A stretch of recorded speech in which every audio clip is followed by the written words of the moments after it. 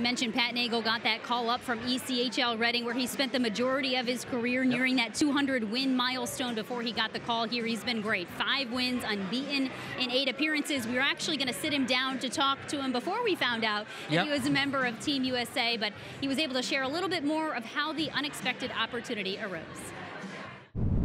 Yeah, I'm very fortunate. Lucky bounce, obviously, with the NHL guys not being able to go. So really looking forward to it.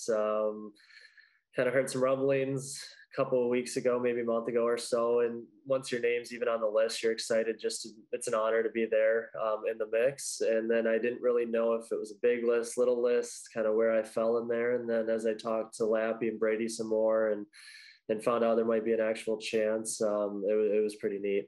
How did you officially find out? Was it a call out of the blue, or did you know it was coming?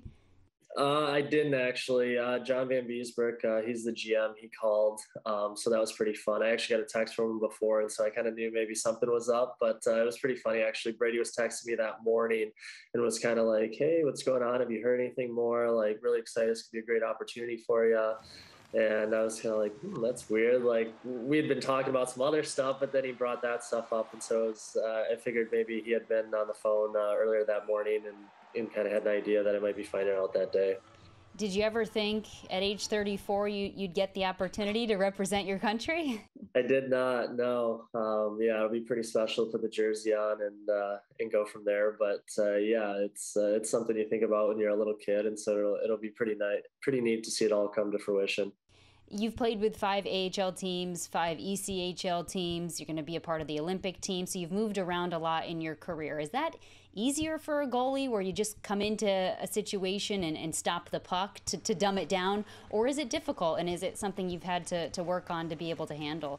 I think it takes time. Like you said, you're kind of on your own page from that standpoint of making saves, but you want to be a part of it. I think goalies have gotten brought into the mix more over time, and it's gotten better and better as I've gotten older. Maybe it's gotten easier for me, but at the same time, I think teams have gotten better at kind of making it, an entire group to per se versus like maybe a kicker in football, or sometimes we feel like guys get left out sometimes in some tough spots, but at the same time, everyone's on the team and you just want to come in and contribute.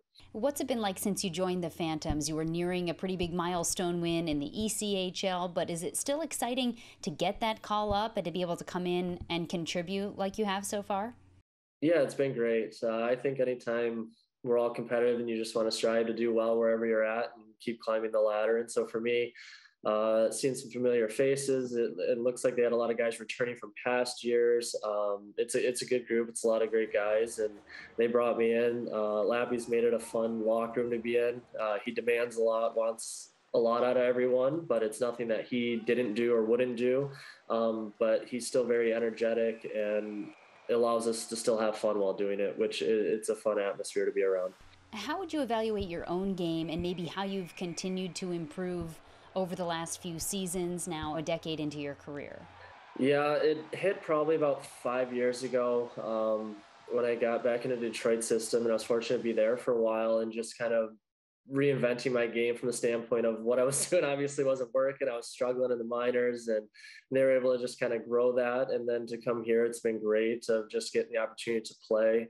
Like you said, I started off in Reading. I was playing a ton there, and then I was able to come up here and play a bunch. And so just to get in there, get acclimated with everyone, and then build off the early success that we may have had. As exciting as it's going to be to represent the U.S. at the Olympics, is it bittersweet at all having to leave the Phantoms after being such a big part of getting the team back in the mix here the last couple months? Yeah, it's tough. It's something we talked about, and I just didn't want to leave a bad taste in anyone's mouth. And I spoke with Lappy and Brady about that, of just, how do I go about this in a good way of it's an awesome opportunity. I'm excited about it, but at the same time, we've got a great thing going here. We're pushing now for a playoff spot. We've been doing really well here the last month or so. And so you want to build off that. And so hopefully I'm not gone too long or anything, but that when I come back that I can help out and continue to contribute. So what a great opportunity for Pat Nagle to be able to represent Team USA. He's 34 years old, said he didn't see it coming, but now that the opportunity is in front of him, couldn't be more excited. Nice to hear him say, though, it's a little bittersweet having to leave the team because he has been a big part, one of 6 goalies this Phantoms team has needed to kind of get back into the race here these last 6 weeks. Of course it's going to be hard for him to leave the Lehigh Valley Phantoms. This has been his team. He has been a part of this club's resurgence and their push into a postseason spot. But nobody in that locker room begrudges him because of this opportunity. Everyone encouraging him. It's a once-in-a-lifetime chance. He's got to take the opportunity. We wish him and the rest of Team USA the best of luck. And you heard him talk about having conversations with his head coach, Ian LaPerriere, who had nothing but nice things to say about Pat and the opportunity in front of the goaltender as well. He's a veteran. He's been around the block a bunch of times. He knows the game.